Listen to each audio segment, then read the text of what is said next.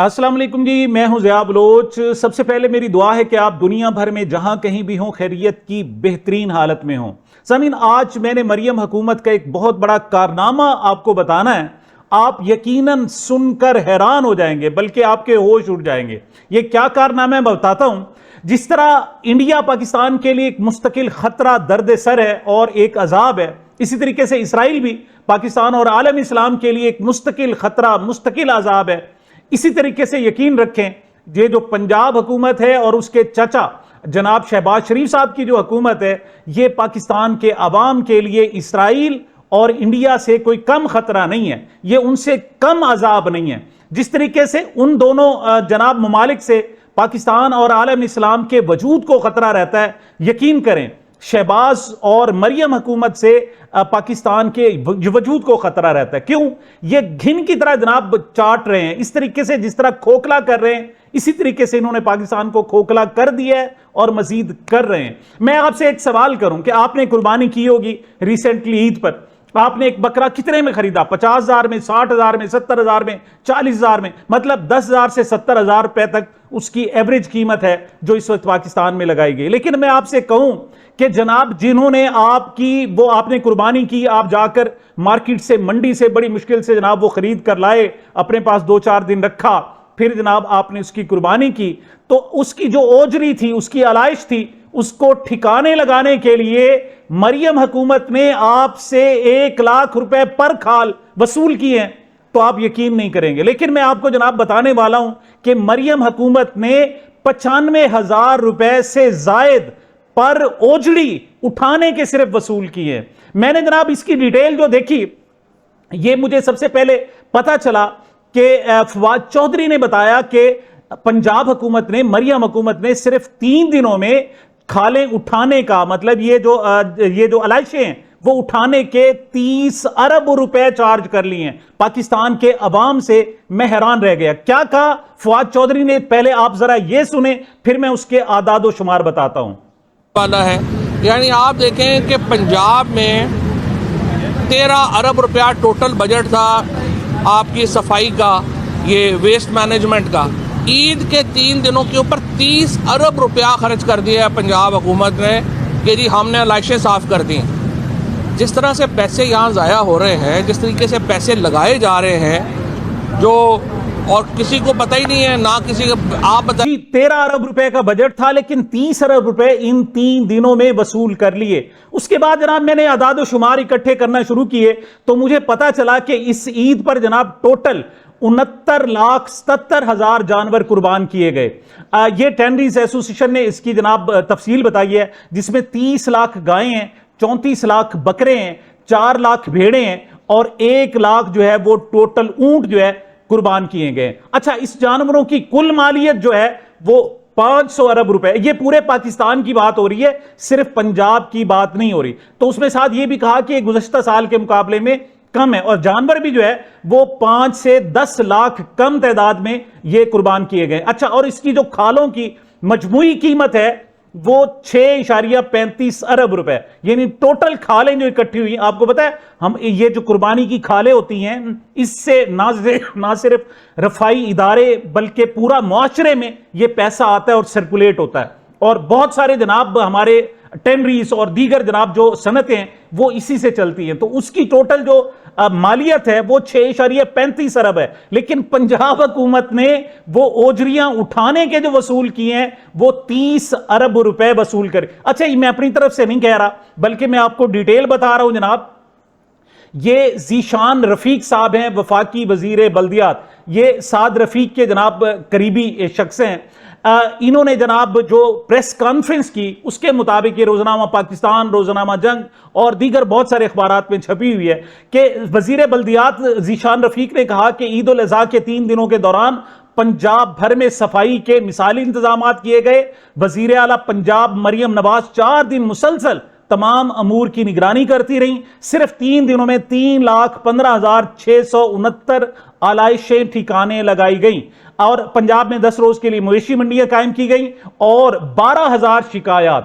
तो टोटल जो फिगर है 12,000 टोटल शिकायत भी नहीं और 3,15,669 आलाइशें ठिकाने लगाई गई। मैंने जनाब इसको 30 अरब रुपए पर 3,15,669 ये जो आलाइशें थी उसको तकसीम किया तो मेरे पास जो नेट कीमत आई 95,036 रुपए 25 पैसे पर आलाइश, पर ओजड़ी उठाने के पंजाब हुकूमत ने आपसे लिए हैं। ये आप नहीं कह सकते जनाब कि पंजाब हुकूमत ने खर्च किए। पंजाब हुकूमत के बाप का पैसा है ये मरियम नवाज के बाप का पैसा है। मरियम नवाज का बाप तो उल्टा खाकर भाग गया, वो तो टैक्स, उसने टैक्स अवाम देते हैं, उसका बाप टैक्स नहीं देता। उसके टैक्स को उठाकर देख लें 20,000 25,000 उससे ज्यादा तो पाकिस्तान के जो छोटा सा क्लर्क होता है वो उससे ज्यादा टैक्स अदा कर देता है। तो जनाब इन्होंने, पंजाब हुकूमत ने ये फी खाल उठाने के 95,036 रुपए वसूल किए और उसमें जनाब 32 करोड़ रुपए का ये कहते हैं कि इन्होंने अर्के गुलाब इस्तेमाल कर लिया। लेकिन अजीब बात यह है कि ये ईद से पहले ही उन्होंने अर्के गुलाब इस्तेमाल कर लिया था। मतलब दिहाड़ी लगाने की एक हद होती है, इसने सारी की सारी पंजाब हुकूमत ने वो हदें क्रॉस कर ली हैं। इस हवाले से पीपल्स पार्टी के रहनुमा हसन मुर्तजा क्या कह रहे हैं, जरा सुने।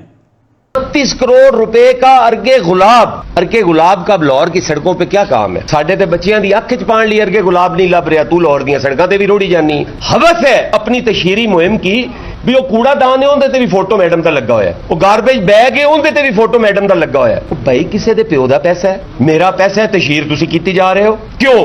कि वजीर आजम पाकिस्तान सक्का चाचा है उनका फोटो नहीं लाना भी नाल उस बेचारे का भी ला छड़ यार। और मोहतरमा मरियम नवाज साहिबा ने ये जो ओजड़ी उठाने के पैसे आपसे वसूल किए हैं ना पंजाब के लोगों से, पंजाब की आबादी 12 जनाब करोड़ है इस वक्त, टोटल 24 करोड़ आबादी है या 23 करोड़ समथिंग, और इसकी आधी से ज्यादा आबादी पंजाब की है। तो इस लिहाज से आप कैलकुलेट करें कि अगर हर जो 30 अरब रुपए वसूल किए हैं, अगर हर शख्स को, छोटे बड़े देहात शहर में रहने वाले, पैदा होने वाले हर रोज बच्चे को अगर ये ईदी मिलती तो 2500 रुपए मिलते पर हेड, जो इन्होंने सिर्फ खाले उठाने के नाम पर आपसे वसूल किए। अच्छा, और इनकी सूरत हाल ये, इमरान खान ने कहा था एक तो पढ़े लिखे नहीं है, दूसरी तरफ कोशिश नहीं करते। हिना परवेज भट्ट ने कहा है कि आपको पता है तहरीक इंसाफ के दौर में पेट्रोल की कीमत 400 रुपए तक चली गई थी, अभी काफी कम है। इन्होंने रिसेंटली 5 रुपए जनाब पर लीटर पेट्रोल और 8 रुपए जनाब डीजल इन्होंने बढ़ा दिया। उनसे पूछा गया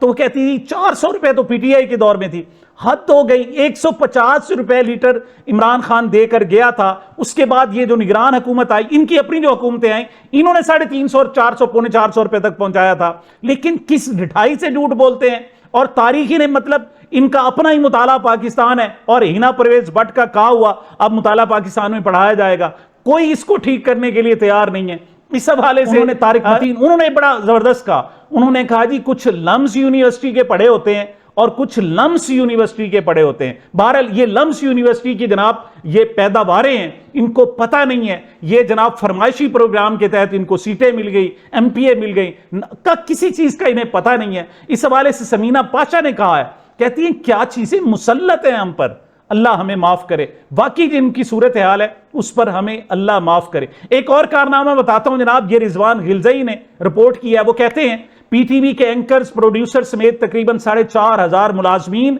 गुज़श्ता 3 माह से तनख्वाह से महरूम हैं। उन्हें आखिरी तनख्वाह मार्च में दी गई थी। दूसरी तरफ वज़ीर इत्तलात की जानिब से भर्ती किए गए नून लीग के हामी एंकर्स को तनख्वाहों की अदायगी जारी है। हद हो गई।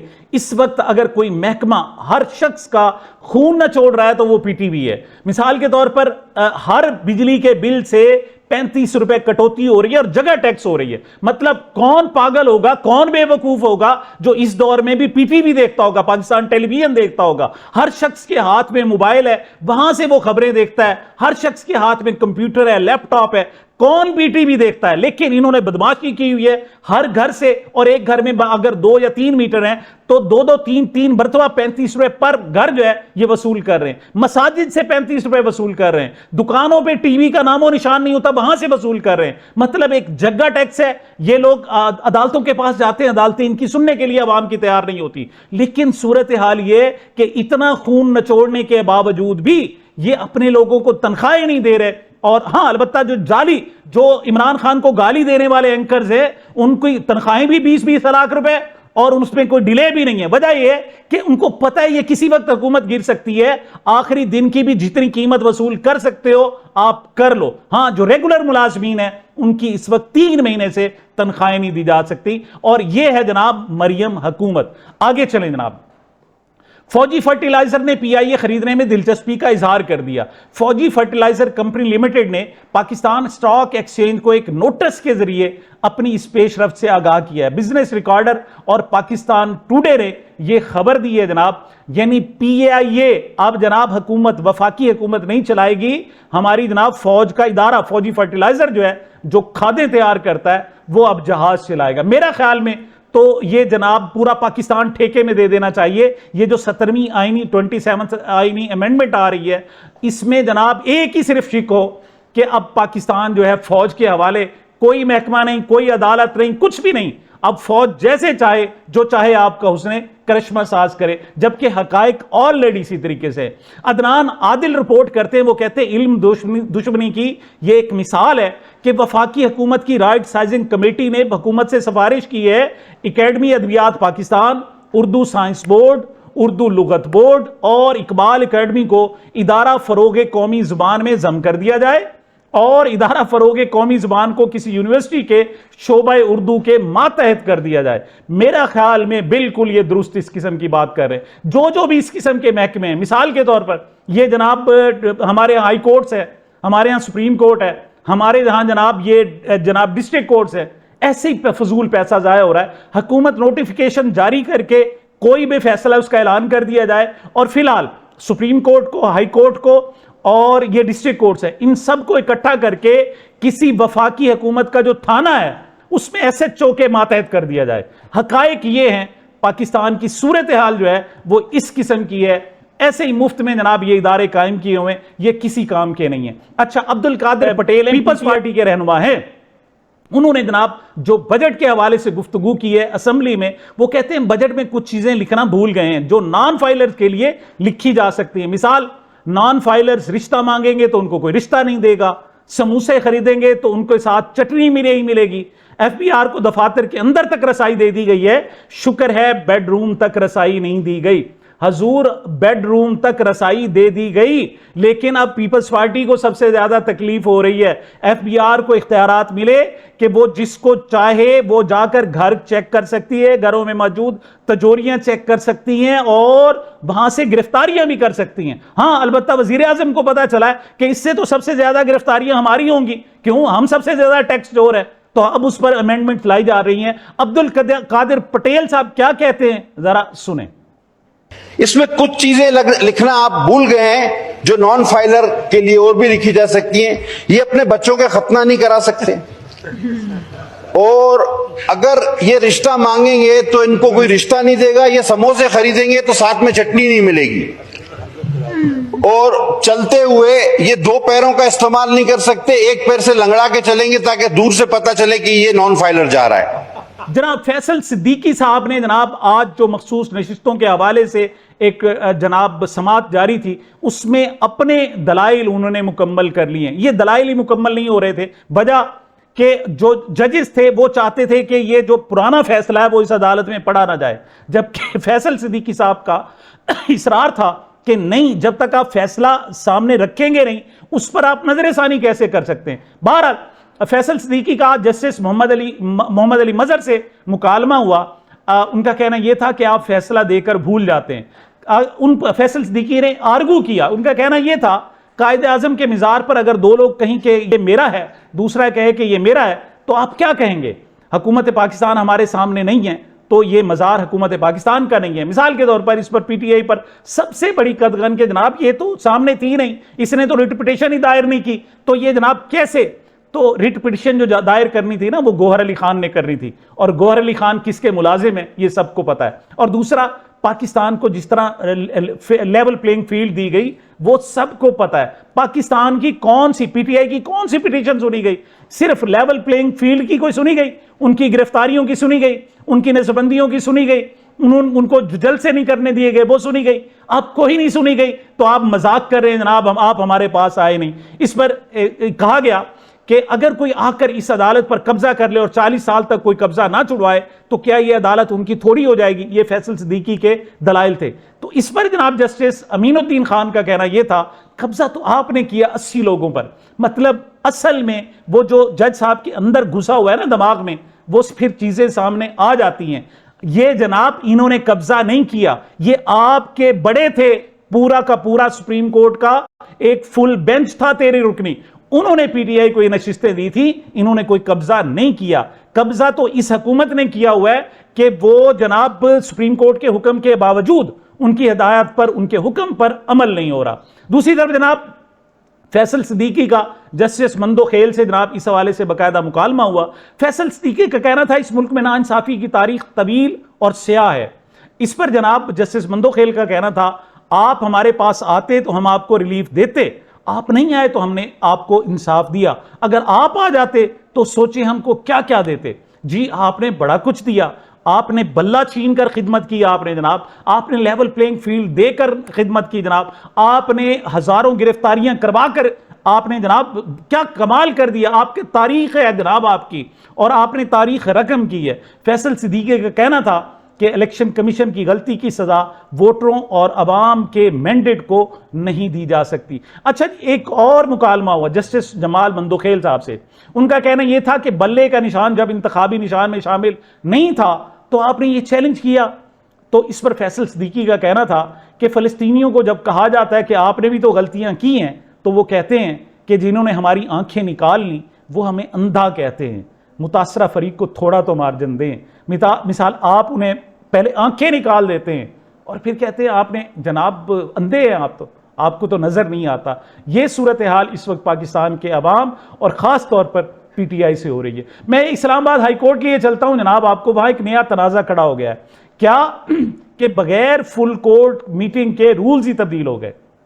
جو نئے 4 ججز آئے تھے ٹرانسفر ہو کے اور بغیر حلف کے وہ کام کر رہے تھے، جسٹس ڈوگر اور 3 مزید جج، انہوں نے اپنے طور پر ہی رولز تبدیل کر لیے. تو جسٹس بابر ستار نے قائم مقام چیف جسٹس سرفراز ڈوگر کو خط لکھا ہے اور اس میں کہا ہے کہ یہ رولز آئین کے آرٹیکل 208 اور لاہور ہائی کورٹ رولز کے تحت طے شدہ طریقہ کار کی خلاف ورزی کرتے ہوئے بنائے گئے ہیں. تو پاکستان میں کیا رولز ہیں جناب، کہاں سے آئے رولز؟ وہ کہتے ہیں نا جناب کہ اس وقت اگر پاکستان میں کوئی استعماری حکومت ہے، پاکستان میں اگر ظلم ہے تو یقین کریں غزہ سے کم ظلم نہیں ہے، پاکستان میں کشمیر سے زیادہ ظلم نہیں ہے، ایران میں جو فلسطین اور ایران پر جو اسرائیل ظلم ڈھا رہا ہے اس سے کم نہیں ہے. ڈاکٹر یاسمین راشد نے جناب جیل میں گفتگو کی ہے. وہ کہتی ہیں نواز شریف کی اماں پر میری ضمانت نہیں ہونے دی جا رہی کیونکہ نواز شریف مجھ سے خوف زدہ ہیں. وہ جانتے ہیں کہ اگر میں رہا ہو گئی تو حلقے میں نکلوں گی اور اس کا فارم 45 سے مسخ شدہ چہرہ بے نقاب کروں گی. حلقے کے عوام نکلیں گے اور بتائیں گے کہ ووٹ کسے دیا تھا. دوسرے جیل میں عمر سرفراز چیمہ بھی موجود ہے.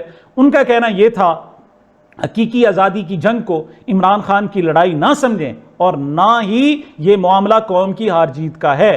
یہ آزادی 78 سال سے محکوم قوم کی آزادی ہے، اس میں عمران خان کی ہار نہیں پوری قوم کی ہار ہوگی.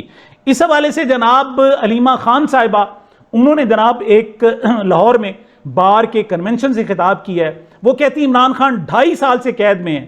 عمران خان ہمیشہ کہتے ہیں میں جیل میں آزاد ہوں اور آپ باہر ہو کر بھی قید میں ہیں. اب آپ کو خود اپنے لیے کھڑا ہونا ہوگا.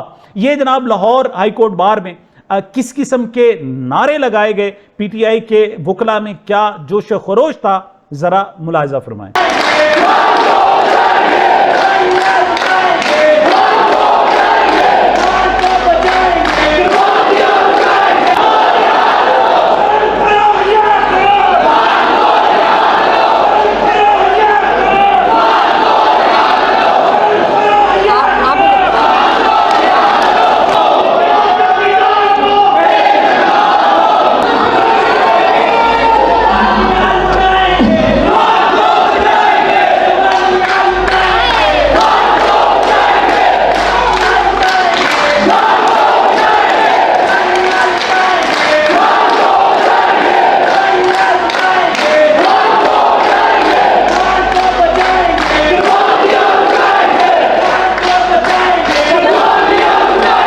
علی امین گنڈاپور جناب ایک عرصے سے کہہ رہے ہیں کہ جناب اس مرتبہ ہم آئیں گے، بندوقیں اٹھا کے لائیں گے، مسلح ہو کر آئیں گے۔ اس حوالے سے جو سامعین، ناظرین اور لوگوں کا کہنا ہے کہ شاید یہ پاکستان تحریک انصاف کے خلاف ایک نئی چال چلی جا رہی ہے، شاید یہ پی ٹی آئی پر پابندی لگوانے کے لیے کوئی حکمت عملی طے ہو۔ بہرحال اس حوالے سے علیمہ خان کہتی ہیں ہمارا احتجاج پرامن ہوگا، یہی ہماری حکمت اور یہی ہماری طاقت ہے۔ نعروں کا وقت گزر چکا، اب عمل کا وقت ہے۔ نوجوان اپنی حفاظت کو اولین ترجیح دیں اور اس حوالے سے فیصلہ کن قدم اٹھانے کے لیے تیار ہو جائیں۔ نورین خان کہتی ہیں 2 سال سے ملٹری کورٹ جا رہی ہوں، وہاں یہی سنا کہ فوج عوام سے سخت اور دشمنوں سے نرم ہے۔ اصل میں قرآن مجید میں ارشاد ہوا کہ بسم اللہ الرحمن الرحیم، محمد الرسول اللہ والذین معہ اشداء علی الکفار رحماء بینہم، کہ یہ محمد صلی اللہ علیہ وسلم اور اس کے جو رفقا ہیں، والذین معہ، ان کے ارد گرد جو لوگ موجود ہیں، ان کی نشانیاں 2 ہیں۔ کیا؟ کہ رحماء بینہم، کہ جناب اشداء علی الکفار جب مخالفین پر جاتے ہیں تو بڑے سخت ہوتے ہیں، لیکن رحماء بینہم، لیکن جب آپس میں ہوتے ہیں تو بڑے نرم ہوتے ہیں۔ مطلب یہ ایک مومن کی نشانی ہے کہ وہ دشمن کے خلاف سخت لیکن اپنی عوام کے ساتھ بہت نرم ہوتا ہے۔ لیکن یہاں الٹ چل رہا ہے، یہاں جناب پاکستان کی جو فوج ہے اپنے لوگوں پر جناب جب آتی ہے تو تہس نہس کر دیتی ہے، اپنی جناب پولیس آتی ہے گھروں میں خوب توڑ پھوڑ کرتی ہے۔ ہاں، جب اسرائیل کی باری آتی ہے تو پھر کہتے ہیں نہیں، یہ جو ہماری فوج ہے یہ کسی اور کے لیے نہیں ہے، یہ غیرت کے لیے، عزت کے لیے نہیں ہے، یہ بس ہمارے لیے ہے۔ تو محترمہ نورین خان کہتی ہیں کہ میں 2 سال سے ملٹری کورٹ جا رہی ہوں، وہاں یہی سنا کہ فوج عوام سے سخت اور دشمنوں سے نرم ہے۔ حسان نیازی کو صرف پتلون لہرانے پر سزا ملی، مگر حیرت ہے کہ اسی کور کمانڈر کے گھر کے باہر نواز شریف کے بھتیجے نے فائرنگ کی اور آج تک اس کا کوئی احتساب نہیں ہوا۔ حمزہ علی عباسی صاحب کی ریسنٹلی سٹیٹمنٹ آئی ہے سامنے، وہ کہتے ہیں 9 مئی غلط تھا، لانگ مارچ نہیں ہونے چاہیے، 2014 کا بھی لانگ مارچ نہیں ہونا چاہیے تھا۔ سیاست میں حق اور باطل کے مارکے نہیں ہوتے، یا صحیح اور غلط کی جنگ، سیاست میں ایسا نہیں ہوتا۔ ایجیٹیشن نہیں ہونی چاہیے، خان صاحب کی نون لیگ کے خلاف کنفرنٹریشن غلط تھی۔ مطلب آپ کا کہنا یہ ہے کہ کوئی آپ سے کہے آپ ہماری غلامی قبول کر لو، آپ کو بغیر چون و چرا غلامی قبول کرنی چاہیے، سر نہیں اٹھانا چاہیے، عزت غیرت کے لیے کھڑا نہیں ہونا چاہیے۔ احمد فراز اس حوالے سے کہتے ہیں حمزہ عباسی صاحب بحث میں پڑے بغیر اور آپ کی سب گزارشات مان کر صرف ایک سوال ہے، کیا 9 مئی کے بعد جو Imran Khan P T I آئین اور عدلیہ کے ساتھ ہوا وہ درست ہے؟ چلیے پیچھے کے گناہوں پر توبہ کے بعد کیا آپ کے ضمیر نے آگے کے مظالم، ریاستی فسطائیت، آئین و قانون کی پامالی اور بنیادی انسانی حقوق کے قتل عام پر بھی آنکھیں بند کر لی ہیں؟ حمزہ عباسی کی لگتا ہے کہ مشکل صورتحال ہے، اور جو قوموں کو غلامی پر رضامند کرتے ہیں اس کے حوالے سے ایک ایکسیلنٹ مثال انجینئر علی مرزا صاحب کی ہے۔ اس حوالے سے انشاءاللہ آئندہ ویلاگ میں آپ کو بتائیں گے۔ سامعین، یہ میری اب تک کی گزارشات تھی، مجھے اپنے اس چینل کو اپنی محبتوں اور دعاؤں میں یاد رکھیے گا۔ ملتے ہیں چھوٹے سے وقفے کے بعد۔